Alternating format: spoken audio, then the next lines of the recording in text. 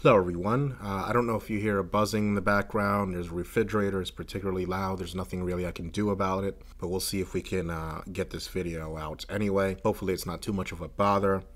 I want to talk today about how I've had a few videos lately that briefly mentioned the pejorative that anti-MGTOW women and women in general sometimes throw around, and that is the accusation of autism or being autistic or having Asperger's or what have you. Now, in the future, I want to explore autism since it's really extremely interesting.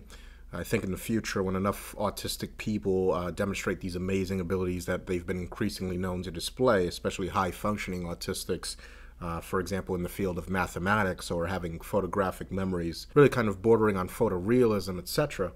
I think that science is going to really explore this, I guess you could say affliction, but that's for another time in another video.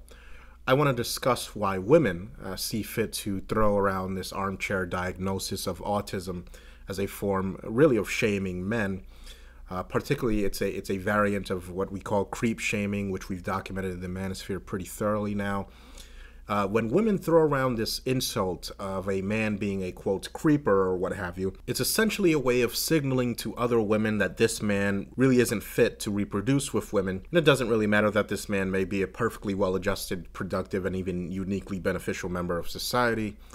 A primitive thing in her brain has labeled him unfit for the process of mate selection, and the term creeper is the syntax used to signal to the rest of the female hive mind.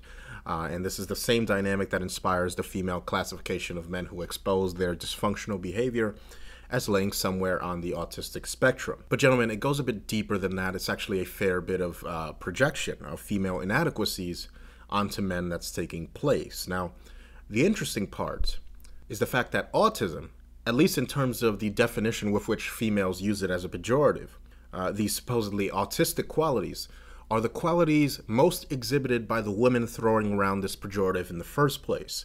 It's a form of projection in hopes of mitigating the shame she feels for her stunted mind. Women, the ones in particular that seek traits like confidence and self-assuredness in men, are actually mitigating their own insecurities in doing this. This ties back to things such as male mother need and male loneliness. You see, our species' tendency to overlook male suffering forces men at a very early age, and much earlier than women, if women ever confront this reality at all, it forces men to confront that we are, as individual human beings, creatures that are fundamentally alone in this mortal existence. And this realization, for many men that dare to be naive regarding this, is demonstrated to them when they realize that if they lose their job, for example, they can expect homelessness. If they don't develop social skills, they can expect to be outcast. If they don't make themselves valuable somehow, they can expect to be disposed of. Now, women tend to discover this much later in life when their beauty is fading and menopause is approaching, and even then, it's a much softer realization than that which men face, since there's always some sucker beta provider willing to pedestalize her anyway. And in fact, if you look, gentlemen, at the most outspoken female critics of MGTOW, what is it that you see? You see aging geriatric hags that have hit the wall hard and have nothing left to look forward to but menopause and the impending realization that soon she'll be almost as disposable as the men she feels entitled to. But all this does not go unnoticed by either men or women. It's just that, as I've said in previous videos, to openly acknowledge it would be to threaten the very fabric of a civilization constructed around the engine that drives it, i.e. gynocentrism. And thus it is preferable to keep it just under the surface, repressed just enough so that we understand the rule sets of a gynocentric framework, but not just enough so that we forget it exists. Now, of course, there's also a biological component to all of this, which we've talked about at length in previous videos, but the way with which gynocentrism is manifested also depends not only on biological, automatic, and innate characteristics, but on social and environmental cues. And the part that depends on environment and culture is this portion of the gynocentric fabric of our civilization that exists in this state, right? This just under the surface, but not too much under the surface quality of female deference on the part of men and female entitlement on the part of women. And I'll give you an example of how this works that many of you guys may be familiar with. Now, have you ever been in an argument with a girlfriend and this happens? Completely hypothetically, let's say that you and your girlfriend are having an argument about a vacation. You guys wanted to take a trip to Cancun, Mexico. And now I've never been to Cancun, so I have no idea how much a vacation to there would cost. But let's say that for both of you, the price for an all-inclusive vacation package to Cancun is $2,400. That is $1,200 per person. So you talk with your girlfriend and you tell her, okay, so it looks like we can do this. And you start planning out who's going to pay for what. And you say, you split it down evenly and you say, I'm going to pay for this and that and this, and you're going to pay for this and that and that. And so you guys booked a vacation, everything's good to go, and you booked ahead, and you're set to be in Cancun in a few months, right? Good for you. So the time finally comes, and you guys have both paid your tickets. You get on a plane, you arrive in Cancun, and then you guys start doing all of the fun things you planned, but all of a sudden, she gets this attitude every time you guys have to pay for dinner evenly, or a souvenir, or, parasailing evenly, and you guys get back to your hotel room and you ask her, well, why are you being such a bitch about this? You then logically explain point by point how you guys agreed to split the cost evenly, and you know you're in the right, and she can't provide any decent rebuttal as to her behavior, and eventually, as the argument gets more heated and progresses onwards, she just screams out, well, I shouldn't have to pay. I'm the girl. I'm the girl. Right? Moments like these are moments when women show their own self-loathing. And this is also when women show all of the qualities they label as autistic when men display them, plainly, right in front of your face. Right? It's a self-loathing that she projects onto the man out of a jealousy for his assuredness and his confidence, all of the traits that she lacks. And this is what fuels the meme that our species has developed, right? Called the battle of the sexes. I've talked about this before and called it gender antagonism, mutual exploitation, whatever you'd like to call it. And that's why she hates and loses respect for any man she's involved with that fails to exude the confidence and self-assuredness she craves from him. Because a lack of those traits reminds her of what she lacks and what she is. It reminds her of her own self-loathing, her own perception of herself, which is that of weakness and cowardice, and rather than confront that weakness and cowardice, she attacks it whenever she sniffs it out in some man she's involved with. And this is the truncation of female adulthood. Most women don't understand that the confidence and self-assuredness she seeks in men is only arrived at by these men from an origin point of confronting his own weakness and his own cowardice. She fails to realize that he too was at one point weak, he too at one point lacked confidence, and instead of seeking out someone to blame that on, or to project that onto, he turns inward and overcomes it. So we're going to talk more about this process in a little bit, but that process, gentlemen, is the path to male adulthood. And generally speaking, the female human being is locked in a loop protocol that hoists her own cowardice and weakness onto others and never confronts it. And this is why I believe that so many women, whether it be of the feminist or traditionalist variety, act like frightened little girls that are incapable of functioning in the real adult world without male assistance, whether it come in the form of a husband or in the form of male taxpayer dollars. So these instances, like my Cancun example, right, they're rare, they're very rare. And you really should regard them much like you would upon witnessing some rare naturally occurring phenomenon, the human gender's equivalent of a blood moon eclipse or something along those lines. But what you've just witnessed, if you yourself have witnessed something similar, is the dropping of a pretension that helps to fuel our civilization. You've caught a glimpse into the actual state of society and to the actual intrinsic nature of it. You've peered past several layers of socialized behavior and glimpsed into the mind of the female lizard brain, and it says to you, hissing, to be its slave. Simple as that. It says, give me your labor, give me your wealth, and I just may allow you to one day make a couple of half copies of yourself, and maybe you'll get to stick your dick in me occasionally, and maybe you won't feel quite as alone so often, and the cost is a good portion of your freedom, your life expectancy, and frankly, your destiny. So again, we're going to get back to the autism stuff in a bit, but ask yourself this for a second. Doesn't that sound to you like a shit deal? Doesn't it? Let's talk about loneliness for a bit here. What is it that men are scared of when they seek to remedy their loneliness through the costly act of acquiring female companionship or marriage? Why are they willing to pay so much and give up so much for this female companionship? I believe that it is the fear of self-introspection. It's the fear of being alone with your thoughts and your identity. You know, I'm starting to become convinced that male adulthood doesn't really start until that male experiences self-introspection and isolation and doesn't, this is the important part, does not shy away or run away from it. I'm not trying to push a religious agenda here. The purpose of me quoting this has nothing to do with religion and everything to do with my conception of manhood. But the biblical passage in Corinthians 13:11 states as follows: "When I was a child, I used to speak like a child and think like a child and reason like a child. When I became a man, I did away with childish things." Now, I'm not sitting up here telling you how to be a man. I'm simply relegating my definition of manhood to you. Do with it what you wish, but I think there's a lot of truth encapsulated in that quote. Now, the question I pose to you is, does manhood exist? And is it characterized by a certain transformative process that a male experiences? I contend that the answer to that question is yes, and I also contend that Blue Pill Society's vision of manhood is actually anything but. It is anything but manhood. It is a reversion back to childhood, and I reject society's manhood model, and I think that the process of self-introversion I've mentioned earlier is the actual definition of manhood, or at least the beginnings of it. In my opinion, true manhood is wrapped up in a whole bunch of things, right? Like the realization, not just in some far away, one day type of way, but in a yes, this is actually going to happen and I'm going to have to deal with it kind of way.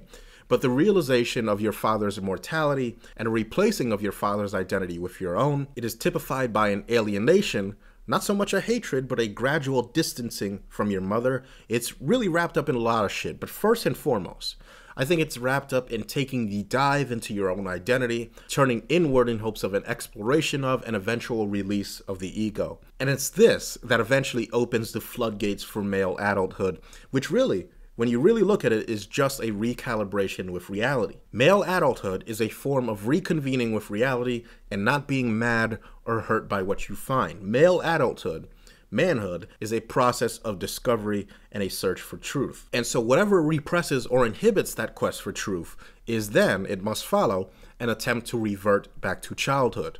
Marriage, I believe, is a repression of male adulthood, and that's why our society is so obsessed with framing it as the right thing to do or what a real man does or whatever. It's actually the exact opposite. You see, marriage is a subconscious yearning for the return of your mother after that alienation period I mentioned earlier. Reproduction as well is a reversion to the child mind who knew nothing of death and for all intents and purposes genuinely believed he was immortal. And that's really what all the fuss over family and reproduction is about. Now sure, of course, we're a biological species and we're here to reproduce. Nobody denies this, right? But we're also possibly the only species capable of thinking about these things on both the conscious and subconscious levels to the degree that we do. And you have to realize that a great many things in this society are backwards. A great many things we take for granted as truth are complete lies and misdirections, and one of these things is the male provider and protector role as being symbolic of manhood when it is in fact symbolic of a good deal of weakness and apathy and self-loathing on the part of the man engaging it. Think about it, gentlemen. Why are these men, specifically these provider-protector types, so scared of going to the doctor?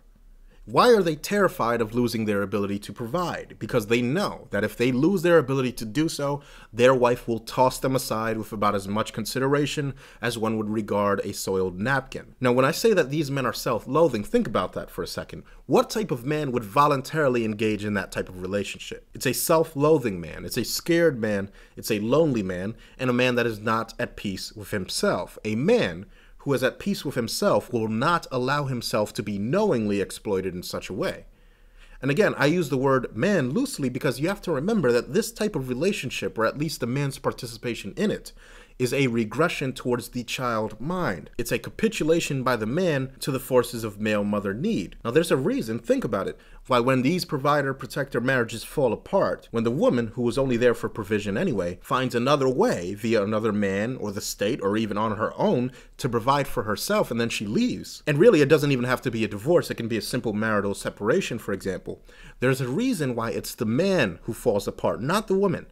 Right? He calls into work, he stops cleaning his home, sometimes he'll even ignore basic hygiene and stop showering and shaving.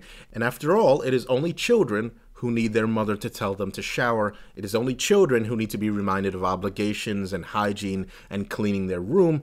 This is a man exhibiting the traits of a child who has been abandoned by their mother. And this is why men really in all male demographics, but especially traditionalist men, after being left or cheated on by their women, immediately take the agency off of a woman every time and all the time and look for a place to redirect their anger. Right? For example, the man she cheated with. Or even an entire race of men, if that man is of a different race than him. Pretty much any differentiating characteristic, they'll focus on it. It doesn't have to be race. And on the macro scale, traditionalist men and even anti-feminist men are simply treating things like leftism or feminism, etc., as the boyfriend, where all of their anger can be redirected, because to put anger and thus agency on, and I put this in quotes, their women, is to acknowledge that their mommy didn't want them, essentially. You see, that's why they're so mad that women replace them with the government.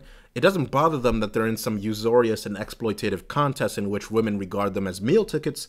It only really bothers them that they lost that contest to the state. Essentially, it bothers them that one of their siblings, i.e. the state, is getting more attention from mommy than he is. So going back to autism, what these women attempt to say when she makes this accusation is actually that one is a defective in terms of female validation. You see, females tend to let their mind atrophy into a state of perpetual adolescence and even regress towards childhood and end up turning inwards and remaining inwards, right? Their introversion truncates around a fixation towards their own uterus. But when men, particularly the introverted type that these women throw this accusation at, turn inwards, they do so in hopes of exploring the outer realms of consciousness and understanding. So what I mean by this is that they start asking themselves what the meaning of reality is.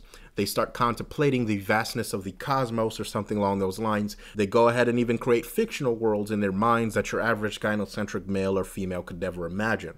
Non-gynocentric introversion is the first step towards real adulthood, real manhood, and real masculinity, in my opinion. And you see this difference in men in particular between those that have achieved non-gynocentric introversion compared to those that exhibit some male version of the female truncation loop protocol I've mentioned earlier in terms of how a man reacts to female rejection. You see, MGTOW, we take a non-violent path of introversion into the imaginative realm, while gynocentric men seek a grand enemy to declare war on in reaction to their rejection, right? Take the Elliot Rodger types, which seem to lash out at men that he deemed unworthy, as well as the woman that betrayed him that he somehow was entitled to. This was a man that failed to decipher the lies his society told him, and really in a pathetic attempt at slander, several MRAs earlier during this whole recent conflict between MRAs and MGTOWs even attempted to link MGTOW to this Elliot Rodger character, and they even did that before.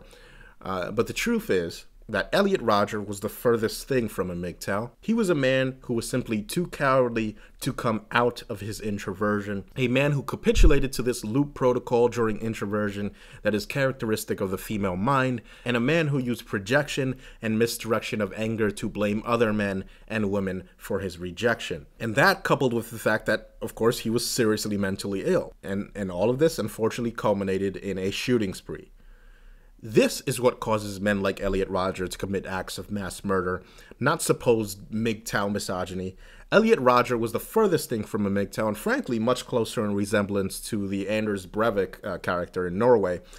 The only real difference is that instead of responding to individuals who deprived him of women, Breivik responded to entire classes of people, the Muslim hordes, the evil Muslim male Hun that are coming to corrupt Europe, which he literally describes as a woman. Isn't that interesting? That's right, he describes Europe as a woman who is suffering from the rape of Islam.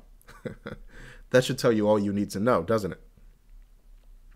Even still, with that said, even though Breivik was one of those cultural Marxism conspiracist wackos, I'm not going to be like certain MRAs that were walking around making these comparisons between MGTOW and Elliot Rodger.